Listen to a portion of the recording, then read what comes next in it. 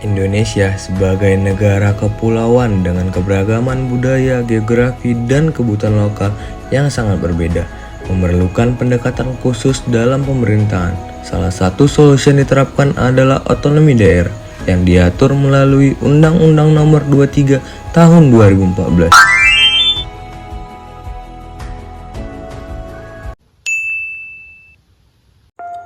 Undang-Undang Nomor 23 Tahun 2014 adalah dasar hukum yang mengatur pembagian kewenangan antara pemerintah pusat dan pemerintah daerah. Tujuannya adalah menciptakan pemerintahan yang lebih efektif, efisien, dan akuntabel melalui sistem desentralisasi yang memberikan peluang bagi daerah untuk mengelola urusan lokal mereka sendiri. Terdapat 3 poin penting. Yang pertama, desentralisasi kewenangan. Pemerintah daerah diberikan wewenang untuk mengolah sektor-sektor tertentu. Yang kedua, meningkatkan pelayanan publik yang lebih responsif terhadap kebutuhan masyarakat. Yang ketiga, memastikan keseimbangan antara penguatan peran pusat dan pemberdayaan daerah. Undang-Undang Nomor 23 Tahun 2014 ini membagi kewenangan dalam 3 kategori utama. Yang pertama, kewenangan wajib. Yang kedua, kewenangan pilihan. Yang ketiga, kewenangan yang tetap menjadi tanggung jawab pemerintah pusat. Ada beberapa pembagian kewenangan antara pemerintah pusat dan pemerintah daerah. Pada pemerintahan pusat, kewenangan tersebut dibagi menjadi 2. Yang pertama, kebijakan nasional di bidang pendidikan, kesehatan, infrastruktur yang strategis, dan keamanan. Yang kedua, pengelolaan sumber daya alam dan kebijakan ekonomi makro. Dan pada pemerintahan daerah, pembagian kewenangan ini juga dibagi menjadi 2 bagian. Bagian yang pertama, pelayanan dasar. Hal ini mencakup tentang pendidikan lokal, kesehatan, dan infrastruktur daerah. Yang kedua, pengelolaan anggaran untuk pembangunan daerah sesuai dengan kebutuhan masyarakat lokal. Meski bertujuan baik, penerapan Undang-Undang Nomor 23 Tahun 2014 tidak tanpa tantangan.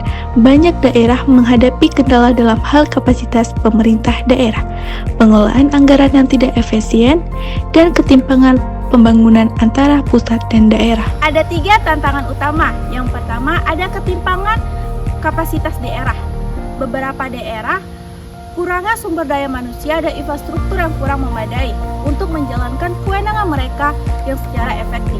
Yang kedua, ada pengelolaan anggaran. Meskipun anggaran sudah disalurkan ke beberapa daerah, tetapi ada daerah yang kurang memanfaatkan secara optimal karena kurangnya perencanaan dan pengawasan secara transparan. Yang ketiga, ada koordinasi pusat daerah.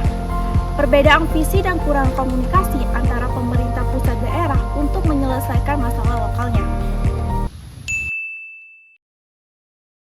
Namun, ada banyak contoh keberhasilan yang patut untuk dicontoh, yaitu seperti daerah yang sudah berhasil menerapkan undang-undang ini dengan baik dan mampu meningkatkan kualitas pelayanan publik, memperbaiki infrastruktur, serta memberdayakan masyarakat untuk ikut serta dalam pembangunan. Nah, ada 3 langkah untuk perbaikan. Yang pertama, penguatan kapasitas pemerintah daerah, yaitu memberikan pelatihan dan dukungan teknis agar pemerintah daerah dapat lebih profesional dalam meningkatkan kewenangannya.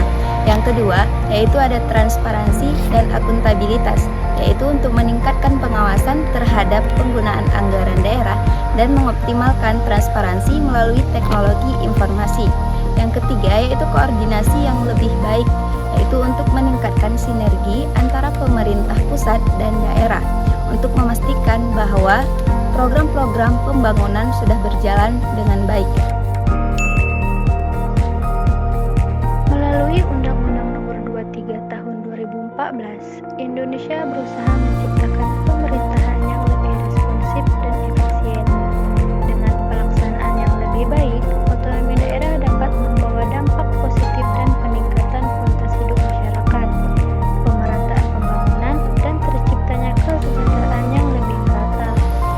pertama ada harapan untuk masa depan pemerintah yang lebih responsif agar setiap daerah dapat menyesuaikan kebijakan dan kebutuhan potensi lokal. Yang kedua, pembangunan yang merata. Dengan pemanfaatan otonomi daerah yang tepat, pembangunan dapat lebih merata dan mengurangi kesenjangan antara daerah maju dan terbengkalai. Yang ketiga, masyarakat yang lebih terlibat. Meningkatkan partisipasi masyarakat dalam proses pengambilan keputusan dan daerah